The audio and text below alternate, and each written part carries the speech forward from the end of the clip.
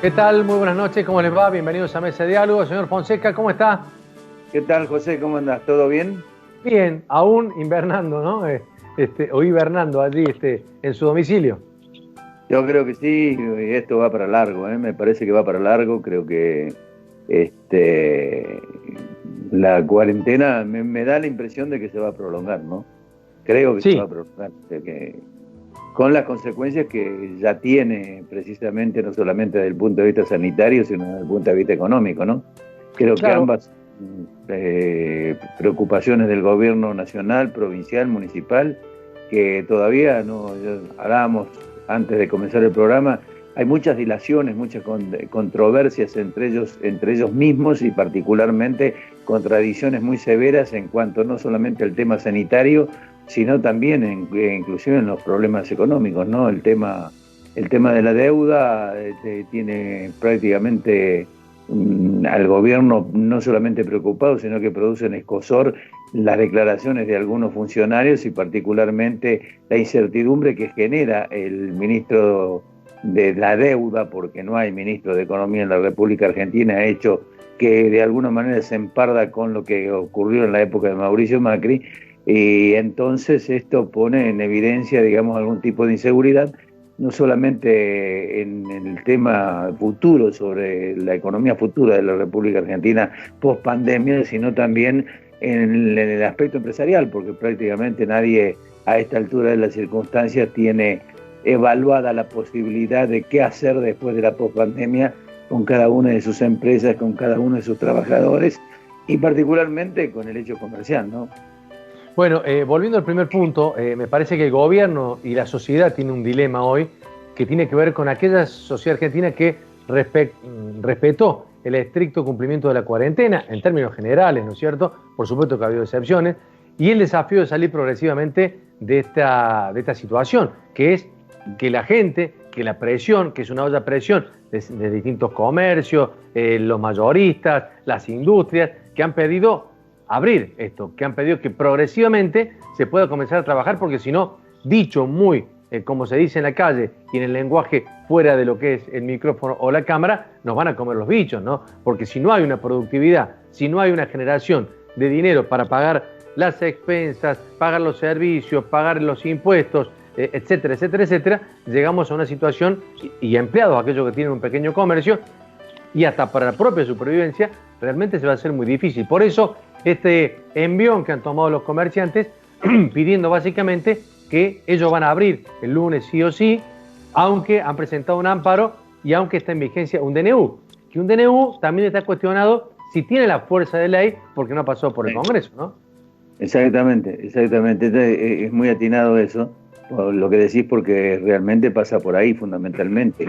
Es decir, un amparo dado por un juez tiraría abajo prácticamente toda la estructura de un DNU, ¿no? Pero creo que también hay un impulso de la sociedad que aparentemente, más allá del cuidado que puede tener en función de su vida, del peligro que significa esto, es el cansancio, el hastío, el Claro. agotamiento que tiene ya, que prácticamente ha generado, como decíamos hace unas semanas,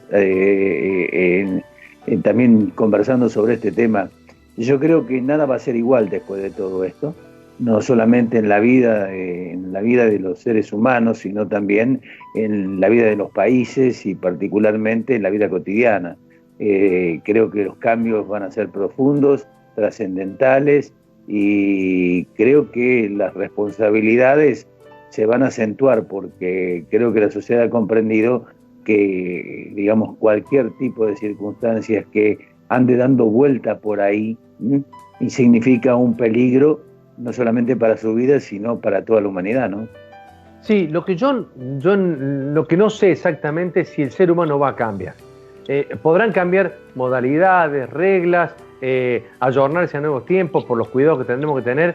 Ahora, vos ves en algunas situaciones que se están dando en plena crisis, cómo sigue por allí, después de esas primeras 2 semanas donde parecía Sí. que todos sentíamos que habíamos cambiado, vamos a ser distintos, vamos a ser solidarios, comenzaba a haber un montón de mezquindades que además quedan en la superficie mostradas desde el punto de vista de la política, ¿no? Bueno, ese es un problema que arrastramos, el problema cultural que arrastramos todos los argentinos. Es decir, que mientras no me toque a mí, no hay ningún tipo de problema. Si te toca a vos, querido, yo no te quiero tener cerca. Ha pasado con enfermeros que los han trompeado porque vivían en una misma pensión, y médicos que han sido rechazados de lugares donde evidentemente eran indispensables. Es decir, creo que hay también una intolerancia por parte de la sociedad que implica de alguna manera reformular las conductas humanas que prácticamente cada vez se diluyen más te diría que en la perversidad de cada uno de nosotros cuando mostramos el costado más hipócrita y cínico que tenemos como seres humanos, ¿no? Sin lugar a dudas. Bueno, para ir cerrando también, digo como epílogo de lo que ha venido sucediendo respecto de lo que vivimos en Córdoba, pareciera ser que han puesto en el centro de la escena a que el hospital italiano tiene toda la responsabilidad de las personas que se han contagiado. Y me parece que se han corrido hacia un costado el PAMI, el mismo COE, o sea, el mismo gobierno, en el sentido de que hay que adoptar responsabilidades todos juntos, ¿no? Le llevaron al italiano la persona que estaba en el Saldán porque es prestador del PAMI. Cuando vos preguntás quién lo decidió, no, el PAMI dijo, pero también después dice que podía haber sido distribuido entre otros nosocomios. Después dice, no, parecía que era lo mejor. Bueno, debe haber habido alguna falla. Hay que esperar, ahora se ha pedido un sumario al italiano, que se concluya con el sumario y esperemos conocer las conclusiones de efectivamente quiénes han sido los responsables, más allá de buscar los culpables o no. Pero es fácil echar la culpa a boca de jarro, ¿no? Es que ahí, José, es donde entra a jugar esto que te decía yo, la hipocresía y el cinismo que tenemos interiormente para tratar de sacarnos las responsabilidades. Claro, exacto. Esas responsabilidades nos tocan de cerca, de soslayo, nos tocan, entonces evidentemente ahí marca el punto fundamental. Señor, ¿le parece que vamos a los auspicios y volvemos? Ya tenemos invitados. Tenemos nuestro primer invitado. ¿Cómo no? Ya volvemos.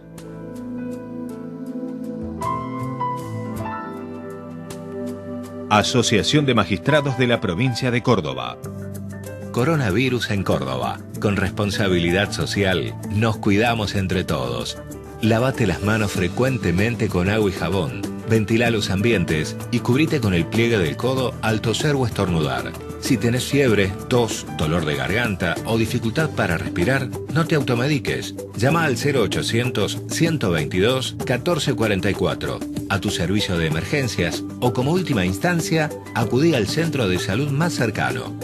Después de escuchar o ver este mensaje, anda a lavarte las manos y quédate en casa, que es la única vacuna que existe contra el coronavirus. Ministerio de Salud, Gobierno de la Provincia de Córdoba. Si en cuarentena surgen malos entendidos entre vecinos, comunicate por estas vías. Seamos responsables y solidarios. Cuidemos la convivencia social. Defensor del pueblo de la provincia de Córdoba.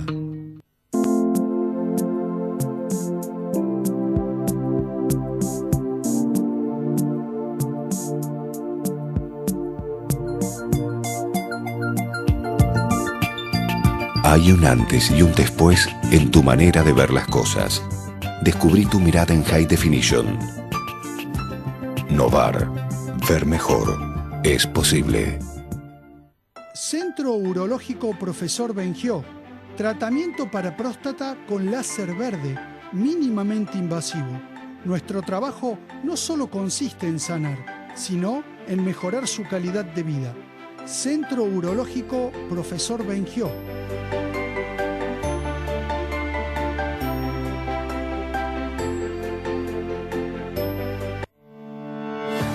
Es tiempo de cuidarnos. Por eso, la Municipalidad de Córdoba desarrolló Vecino Salud, una aplicación para que desde tu celular accedas a información sanitaria oficial, procedimientos de prevención y la posibilidad de hacerte un autochequeo del COVID-19. Esta nueva aplicación no suplanta a tu médico, sino que busca orientarte ante posibles síntomas y derivarte para ser atendido por el sistema de salud. Descarga Vecino Salud y contá con información auditada por el Comité de Expertos de Salud de la Municipalidad de Córdoba. Sigamos cuidándonos. Quédate en casa. Municipalidad de Córdoba.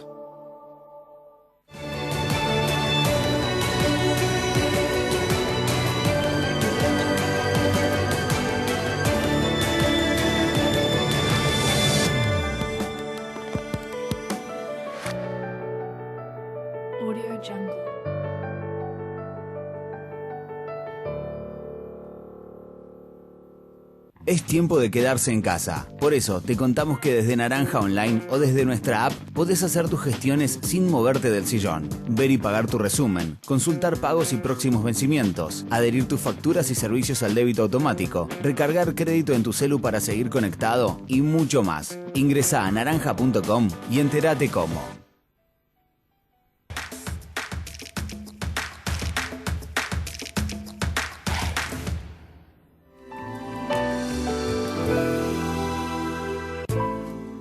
Bueno, José, hablando precisamente del COVID-19, vamos a dialogar ahora con el doctor Adalberto Robles, el titular del Centro Robles, un centro especializado en cardiología de imágenes, y que con él hemos hablado en este último tiempo, he estado conectado con él precisamente, tratando de buscarle la vuelta a este tema del COVID-19. Tratando de limpiar un poco las redes sociales, lo que recibe uno de las redes sociales, que se han transformado en una facultad de medicina, donde todo el mundo habla, opina, ¿me entendés? Y tira información que vos no sabés si es cierta o no. Entonces, consultándolo con él, hemos ido más o menos interiorizándonos de cuestiones que van mucho más allá, quizás de la simple apreciación de la enfermedad en sí mismo, que pueden... mejor dicho, que puede ocasionar este virus. Pero además, Robles nos contaba que ha estado en comunicación permanente con con los estudiantes que precisamente acceden a la cardiología por imágenes y de distintos países latinoamericanos, que nos puede dar también una información con respecto a eso y también con respecto a la salud privada, digamos, cómo están funcionando las clínicas privadas en Córdoba, a raíz precisamente de todo esto, cómo se atiende el resto de las enfermedades. ¿Te parece? Adelante, Adalberto, ya le he hecho como 300 preguntas, Ricardo, si tenés que contestar todo. Pero es que hemos estado hablando mucho tiempo. No tenía tiempo de anotarlas todas, me quedé en la mitad.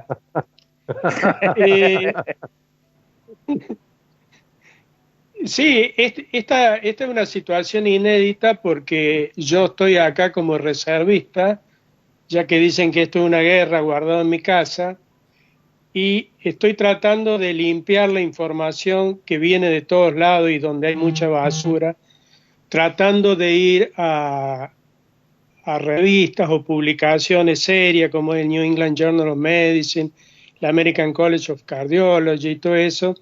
Inéditamente, desde mi casa he estado en un montón de congresos, porque ahora de todos lados, de todas las sociedades que uno integra, nacionales e internacionales, se están dando como conferencias online. Más allá de todos los amigos que tengo desparramados por todo el mundo, más los chicos, los alumnos que son médicos y que están en sus países. Este tema es como, ¿cómo puedo decir? Es como que tuvimos un ataque sorpresa y nos encontró totalmente desguarnecidos, y esto puso en evidencia para mí la tremenda desinversión que hubo en salud, no en la Argentina, en el mundo en general y en la Argentina en particular, porque este virus tiene la capacidad quizás de no ser tan maligno, pero sí de generar una tremenda, es muy infectante, o sea, que tiene tal virulencia que genera un aumento tremendo en la infección de los seres humanos, y eso hace que de golpe un volumen grande de gente se pueda infectar y pueda hacer colapsar el sistema de salud. Eso por un lado. El tema de la medicina privada hoy en Córdoba y en el país en general y en el mundo, pasa de que pareciera que la única enfermedad que existe es el coronavirus, y las otras enfermedades que no saben que hay un coronavirus y se le está dando estricta dedicación a ellos.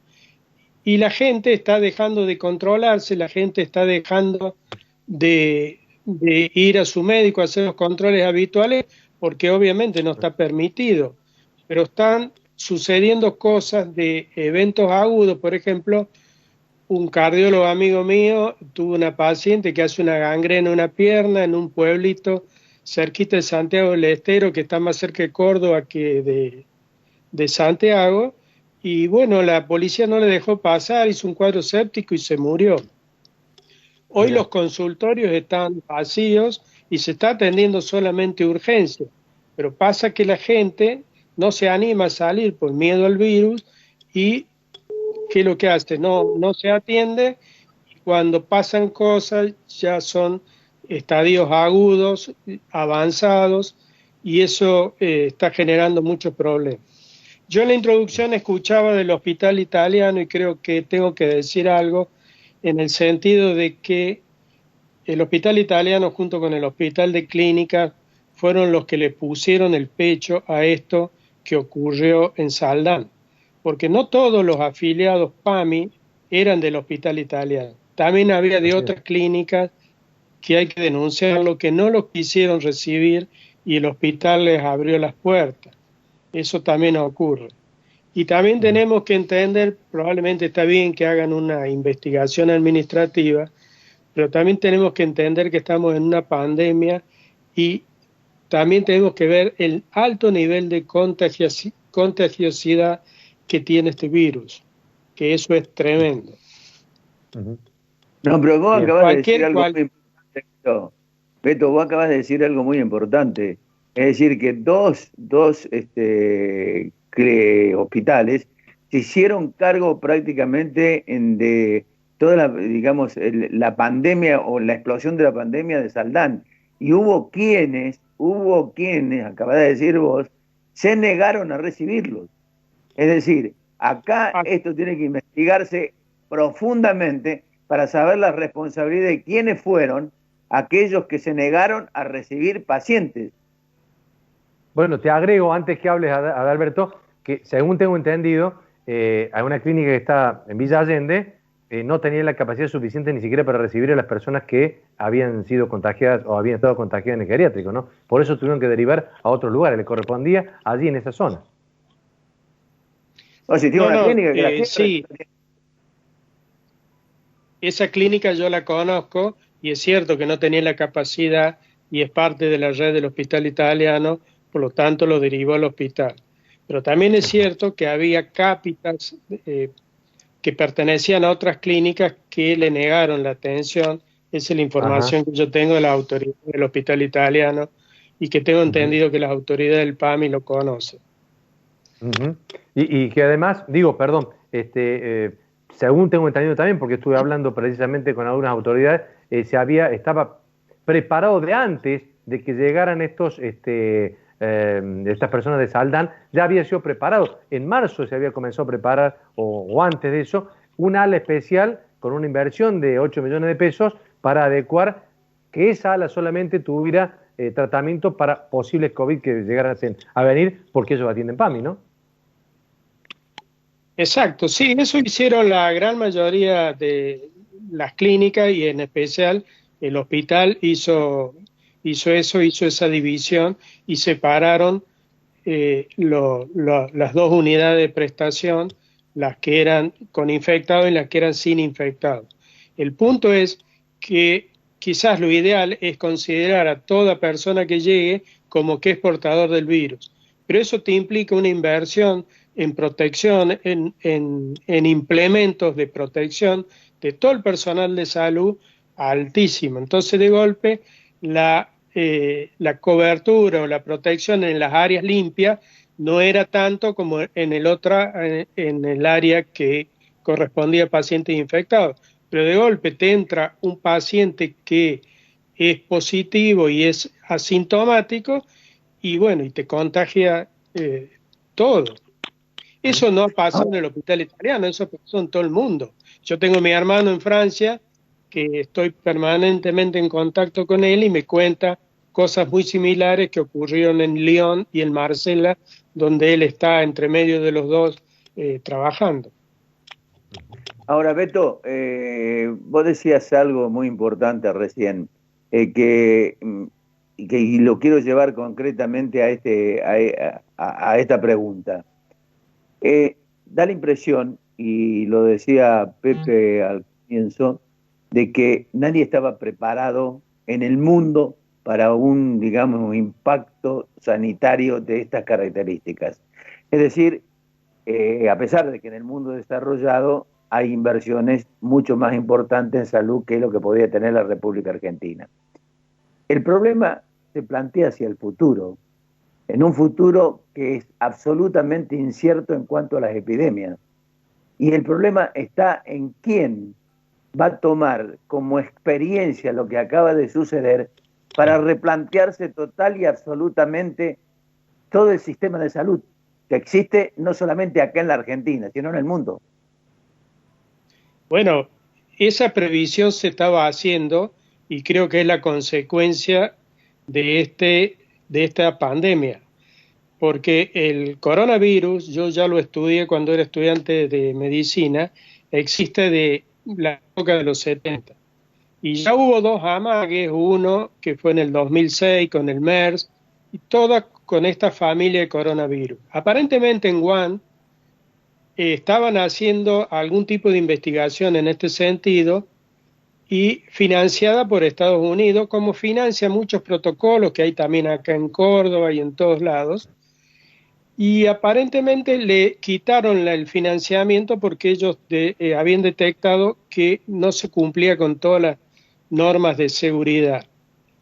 Y bueno, probablemente estos virus que estaban en los murciélagos, de tanto estar en los seres humanos manipulándolo en los laboratorios, algún virus de estos fue un buen cerrajero y encontró la llave para entrar a través de los receptores de las enzimas convertidoras y penetrar al organismo.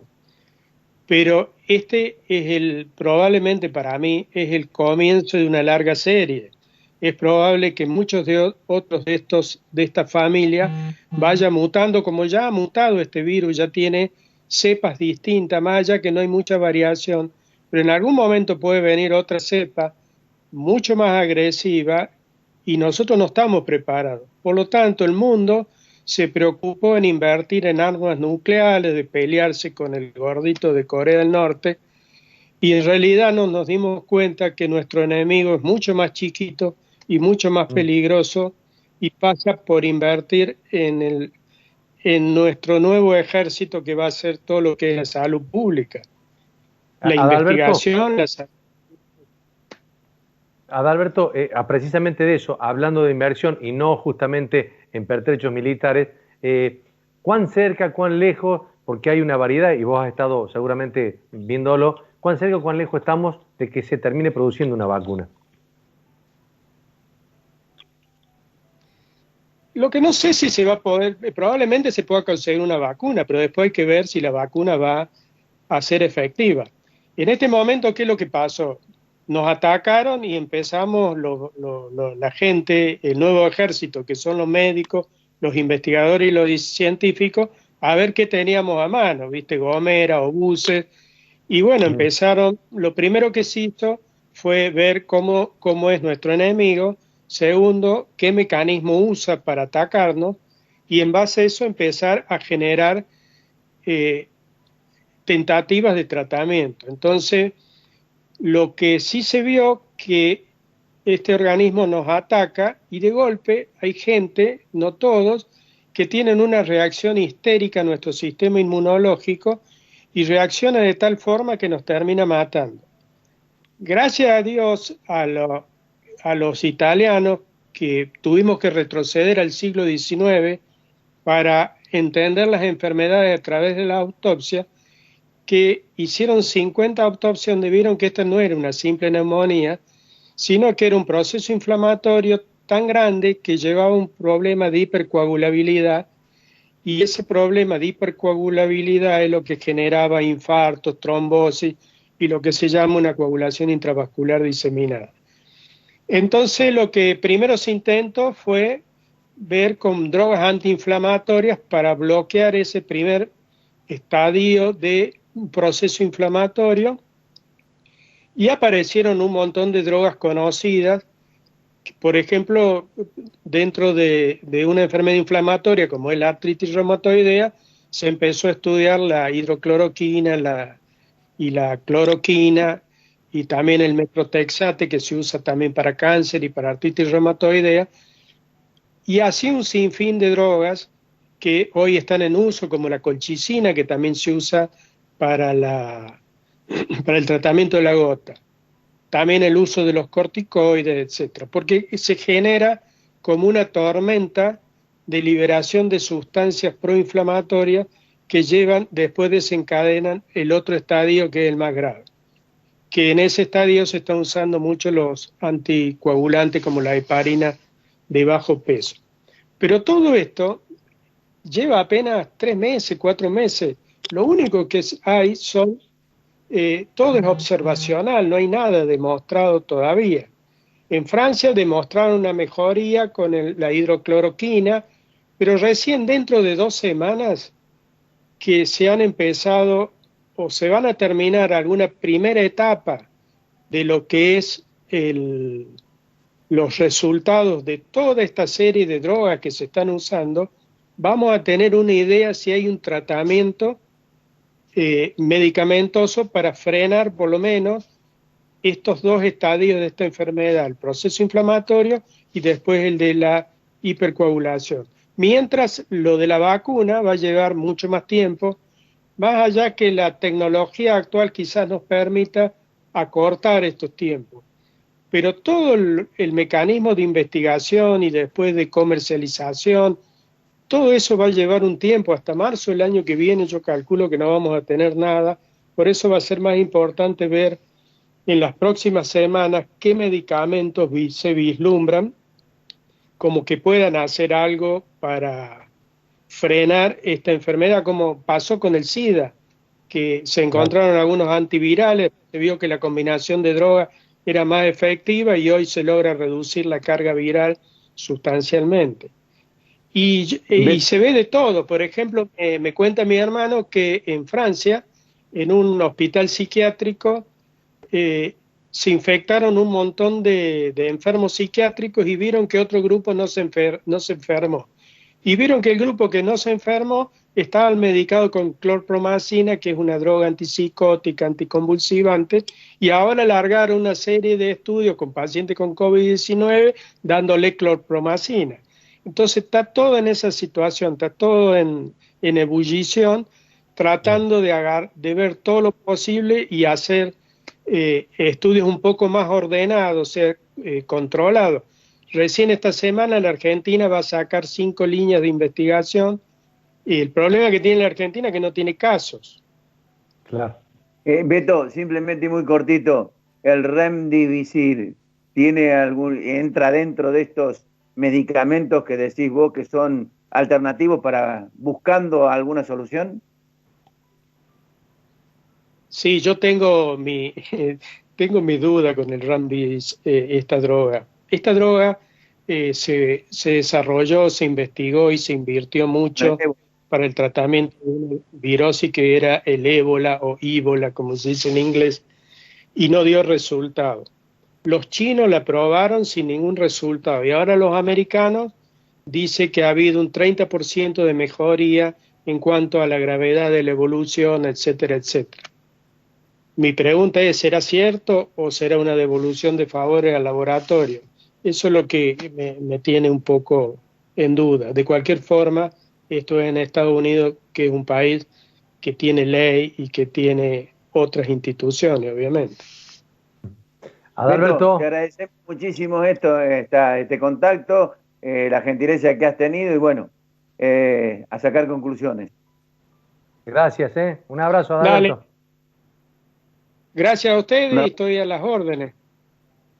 Muy bien, ha pasado el doctor Adalberto Robles. Ricardo, vamos a la pausa y volvemos. Vamos, me he dejado tremendamente preocupado. Y bueno, más preocupado que antes. Más preocupado.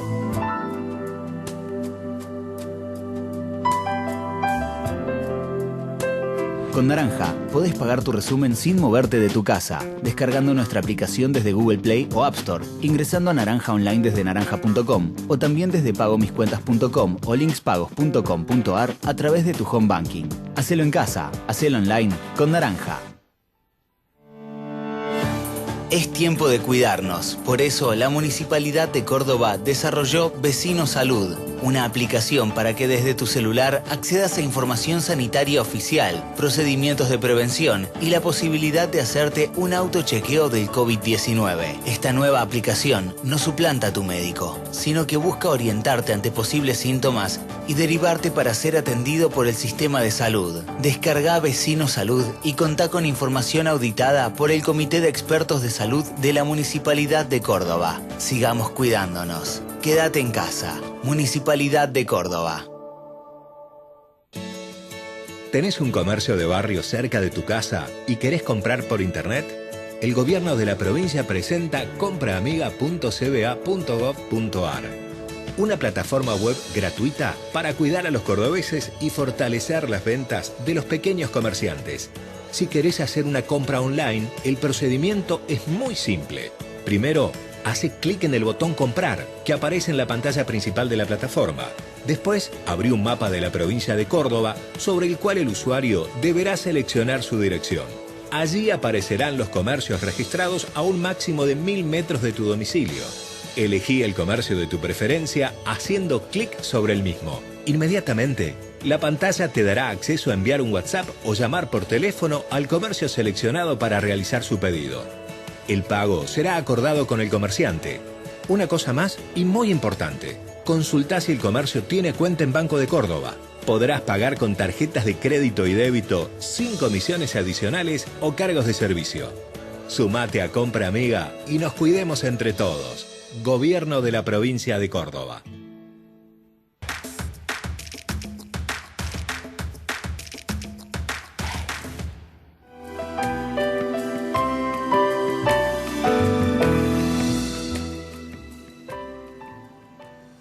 Bueno, seguimos en nuestro programa, seguimos en Mesa de Diálogo. En este caso hemos convocado a la senadora nacional, Laura Rodríguez Machado, que ya está en línea con nosotros, porque, entre otras cosas, se propone aprobar un nuevo Código Penal para ordenar y también para restringir la salida de los presos. A pesar de que se conoció una de las resoluciones de la Corte Suprema de Buenos Aires que no iba a ser o iba a tratar de dar marcha atrás con lo que se había presentado. Laura, ¿cómo estás? Bienvenida.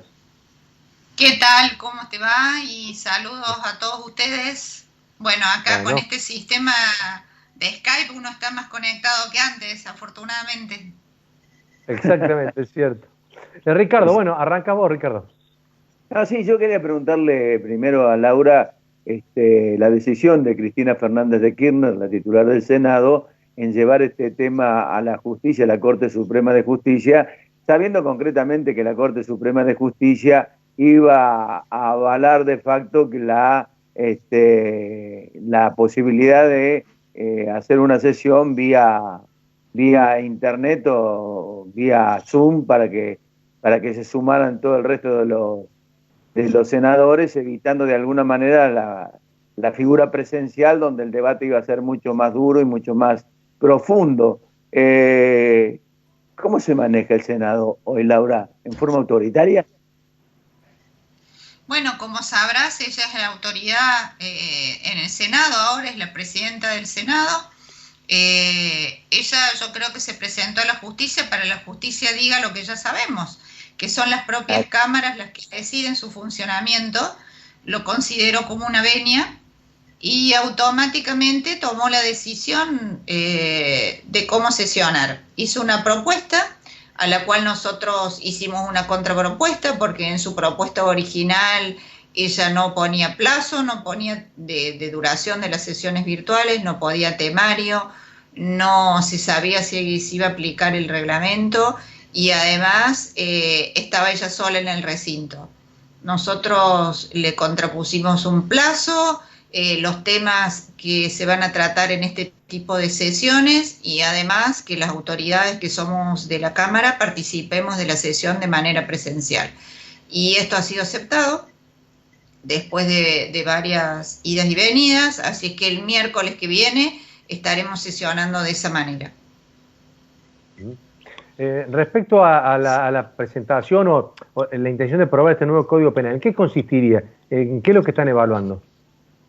En realidad nosotros lo que decimos es que se trate un proyecto de modificación del Código Penal que fue presentado durante la gestión del presidente Macri en marzo del año pasado, donde también hubo un tema de salida de prisiones domiciliarias muy conflictiva, y que decidimos modificar la ley penal para que no esté a criterio solamente del juez esta decisión, sino que esté en un marco de una ley donde quienes cometan delitos de alevosía, digamos, homicidios, violaciones, trata de blancas, de lesa humanidad, no tengan la posibilidad de la excarcelación.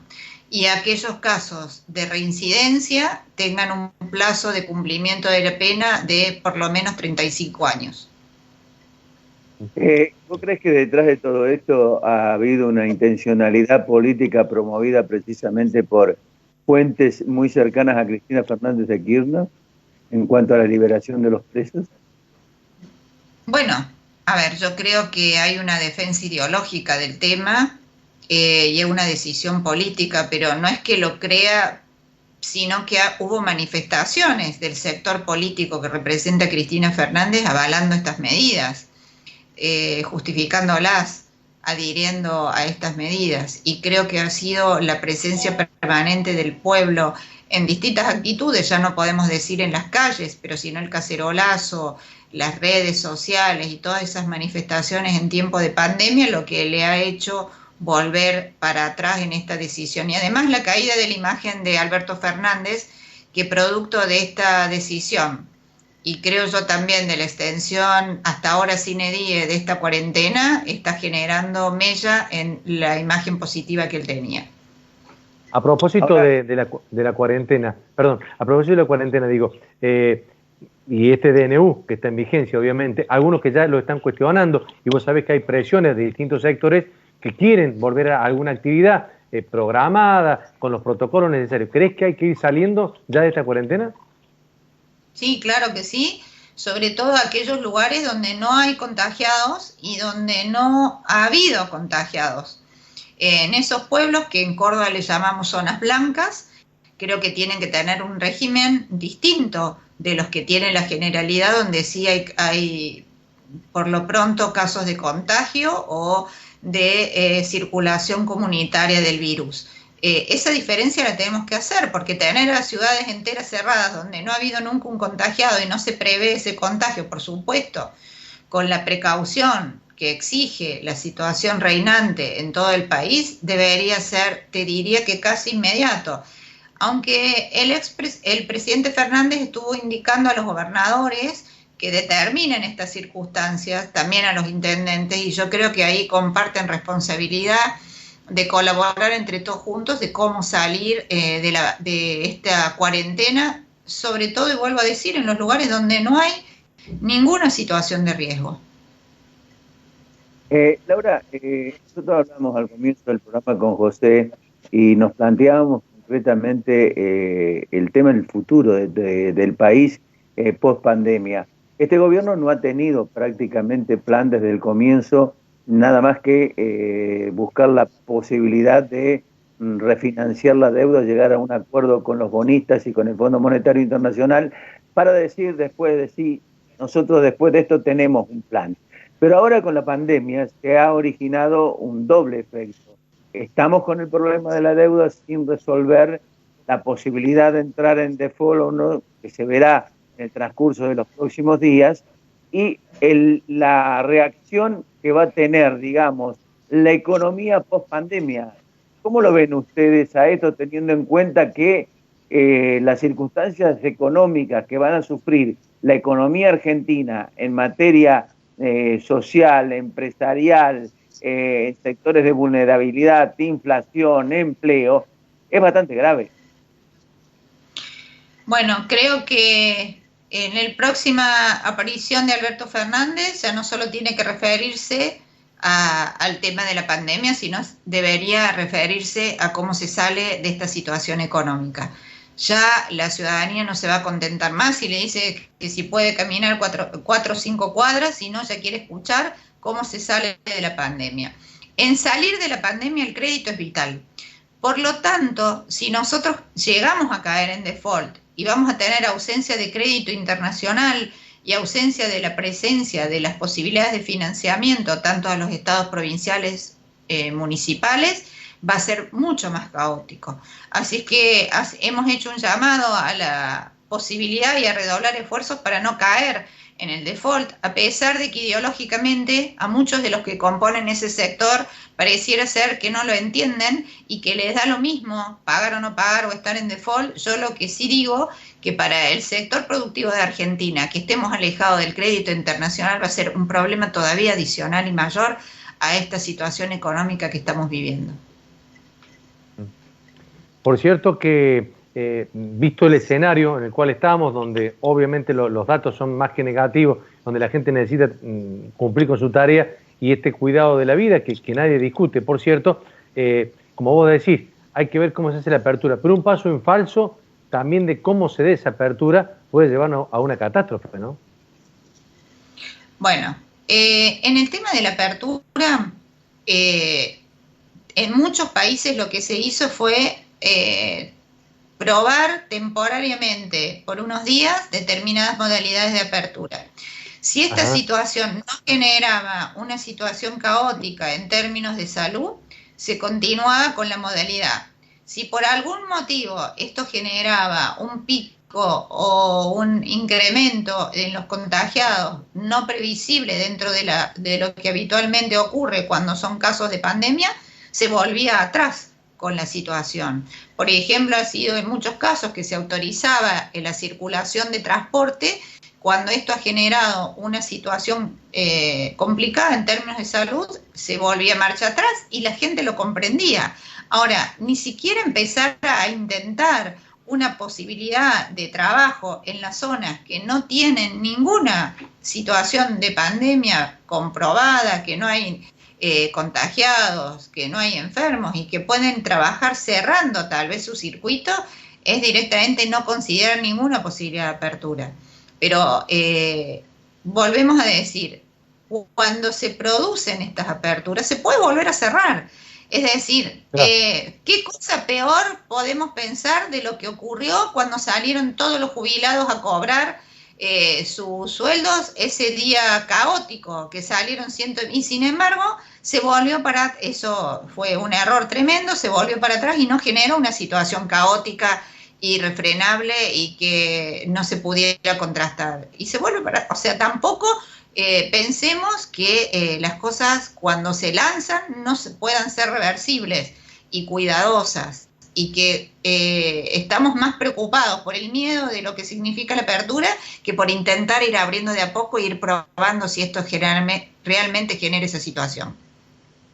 Laura, se ha hecho cargo, mejor dicho, se ha puesto sobre las espaldas Patricia Bullrich prácticamente las respuestas que corresponden al PRO desde el punto de vista político. ¿A dónde está Mauricio Macri en este momento, el expresidente, siendo que evidentemente el 41% de la sociedad lo votó para hacer la oposición? ¿Dónde está? ¿Por qué no habla? ¿Por qué no sale concretamente al campo político, al centro del campo político, a rebatir las cuestiones que evidentemente marcan de alguna manera las reacciones políticas que debiera tener la oposición? Bueno, la oposición habla, el presidente Macri está presente, nos comunicamos de manera permanente, el Consejo Nacional del PRO y también de Juntos por el Cambio en reuniones que tenemos vía Zoom.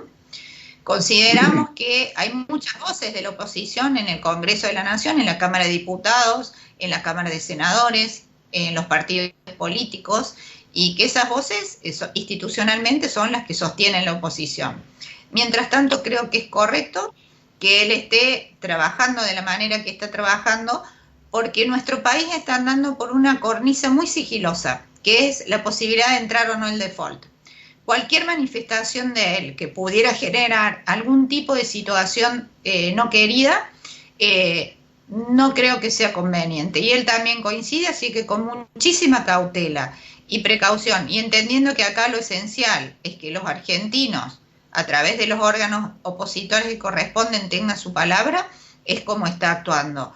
No porque no quiera aparecer, sino más bien por respeto a la modalidad que se estableció de cómo y hasta tanto se termine de negociar el tema de la deuda externa, está trabajando la oposición. Senadora, muchas gracias, muy amable. Gracias, Laura. De nada, y un saludo. Bueno, buen trabajo en esta pandemia que nos está afectando a todos. Gracias, Laura, muy amable. Gracias. Un abrazo. Bueno, ha pasado Laura Rodríguez Machado, Ricardo, la voz de la oposición a nivel nacional. Nos vamos a la pausa y seguimos. Vale.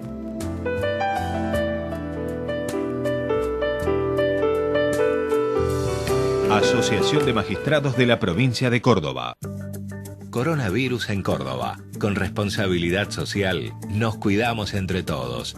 Lávate las manos frecuentemente con agua y jabón. Ventila los ambientes y cubrite con el pliegue del codo al toser o estornudar. Si tenés fiebre, tos, dolor de garganta o dificultad para respirar, no te automediques. Llama al 0800-122-1444 a tu servicio de emergencias o como última instancia, acudí al centro de salud más cercano.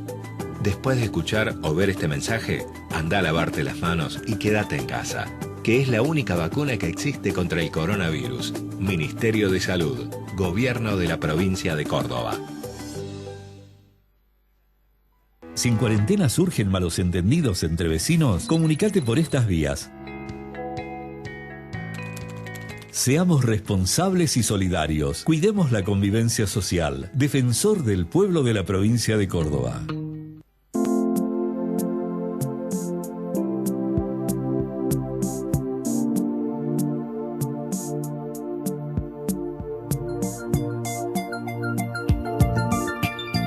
Hay un antes y un después en tu manera de ver las cosas.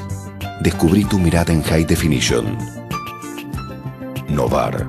Ver mejor. Es posible. Centro Urológico Profesor Bengió. Tratamiento para próstata con láser verde, mínimamente invasivo. Nuestro trabajo no solo consiste en sanar, sino en mejorar su calidad de vida. Centro Urológico Profesor Bengió.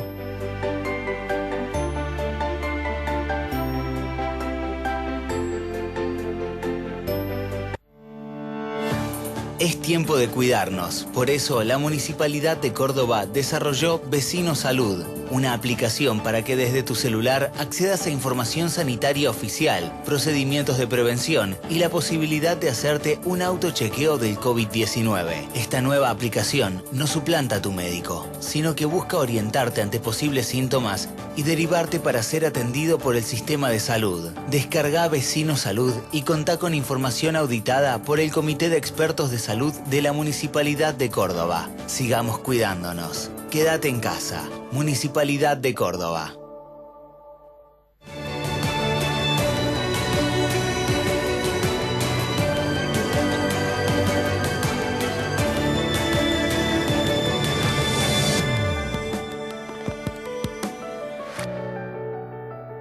Audio Jungle.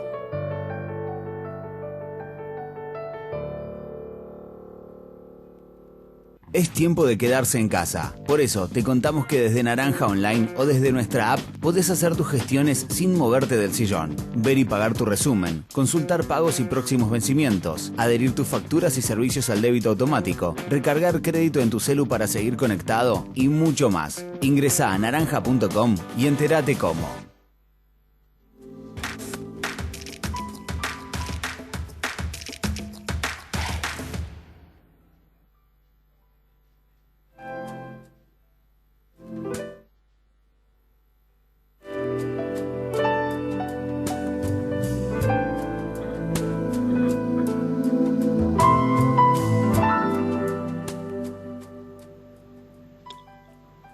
Ricardo.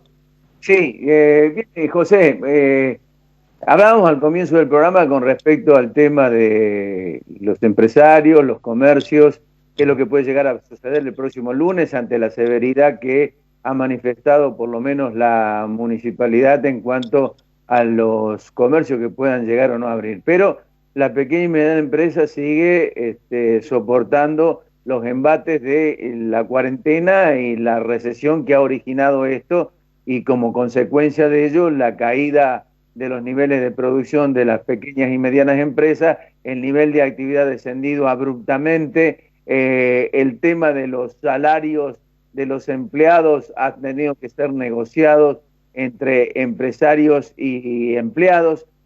Y en realidad lo que hemos hablado hoy en el programa sobre el futuro después de la pandemia nos preocupa mucho y más debe preocupar precisamente al titular de APYME Córdoba, Humberto Spachesi, que estamos en línea con él. Humberto, ¿qué tal? ¿Cómo te va? Hola, el gusto de escucharte, Ricardo. ¿Cómo están? ¿Cómo andas? ¿Bien? Todo bien, vos lo dijiste muy bien, preocupados porque esta situación está lejos de solucionarse todavía. El problema fundamental está dado en que está rota. Si vos me decís cuál es el problema real, hoy tenemos roto la cadena de pagos. ¿Qué es la cadena de pagos? Los cheques que una empresa da para comprar materia prima y los cheques que una empresa recibe después de vender su producto. Tanto los cheques como dio, como los cheques que recibió, que son miles, Ricardo, son miles, todos esos no se han pagado porque no tienen el dinero suficiente para poder levantarlo porque no ha habido actividad económica.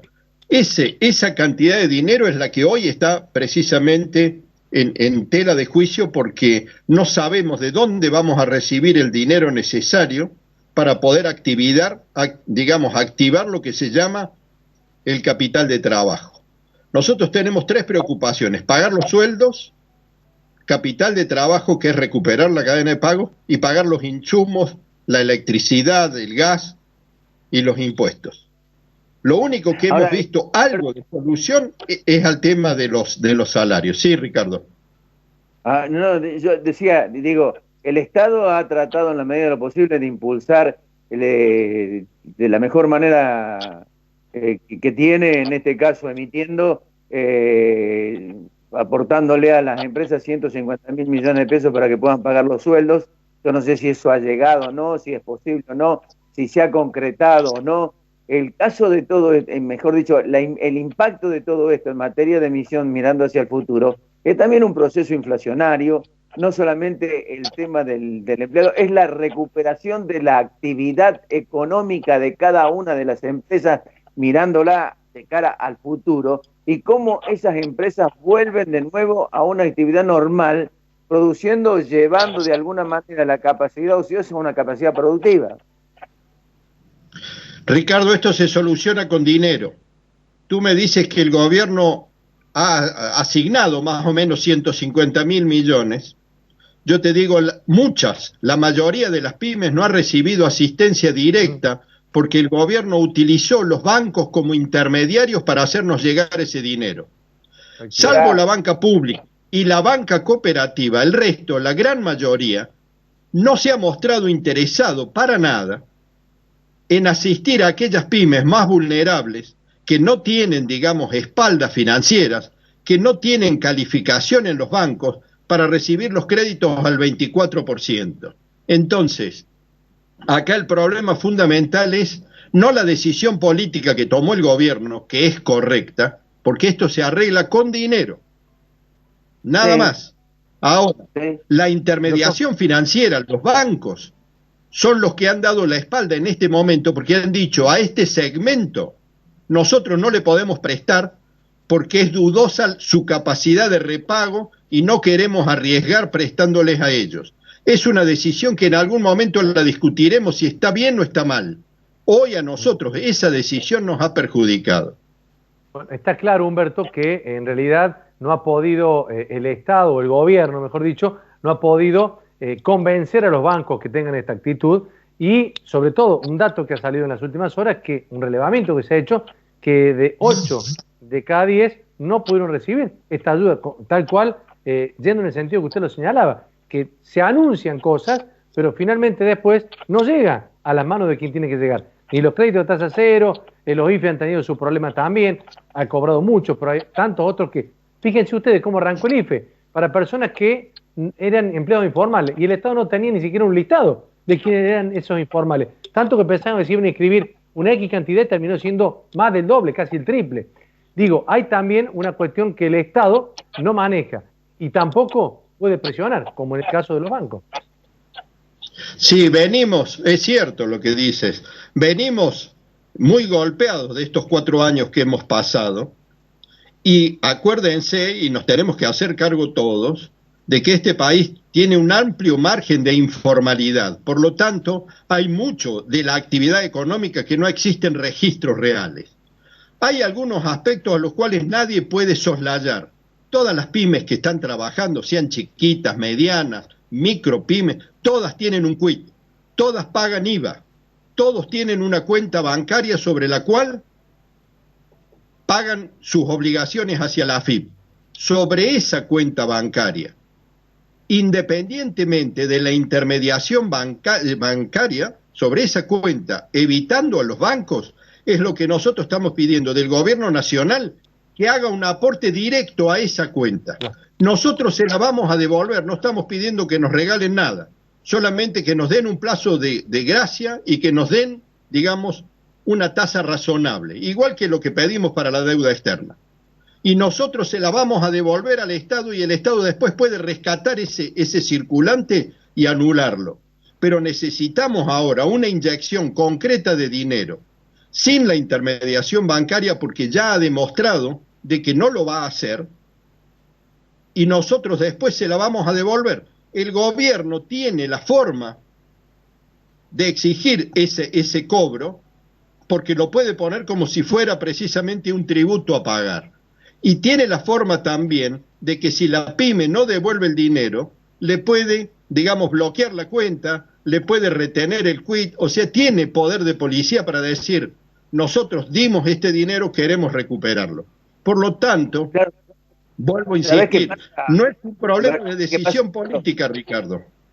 Claro, sí. ahí vamos. Es precisamente eso. ¿Sabés qué pasa? Que las pymes necesitan abrir la puerta hoy, no dentro de 4 meses, porque dentro de 4 meses no existen más. Entonces las decisiones políticas pasan por el gobierno. Cuando vos hablas de la FIP no ha hecho absolutamente nada para mejorar la situación de las pequeñas y medianas empresas, y vos los anticipos de ganancia tenés que seguirlo pagando, el IVA lo tenés que seguir pagando en términos y en forma, es decir, el impuesto al cheque te lo siguen cobrando, es decir, los bancos siguen actuando, los bancos y la FIP siguen actuando, pero no hay una decisión política del gobierno en este caso para tratar de presionar y tratar de alguna manera de incentivar la posibilidad de que, tanto por un lado, desde el punto de vista impositivo, en un país que tiene el más alto porcentaje de transferencia de ingresos del sector productivo al Estado para que financie el estado del enfateásico que tiene desde el punto de vista del gasto público, pero tampoco hace absolutamente nada para que los bancos, que se han llevado el 50-52%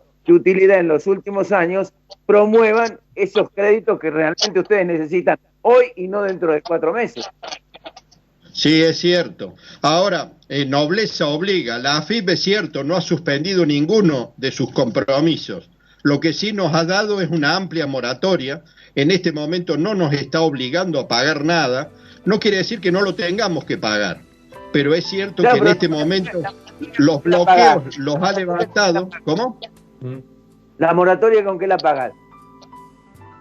No, la vamos a pagar si tenemos actividad, si no esto, Ricardo, nosotros no logramos, si nosotros, toma nota de esto que te digo, si nosotros no logramos recomponer el capital de trabajo, que es precisamente el capital de giro, que es precisamente levantar los cheques que han sido dados de baja por falta de fondos.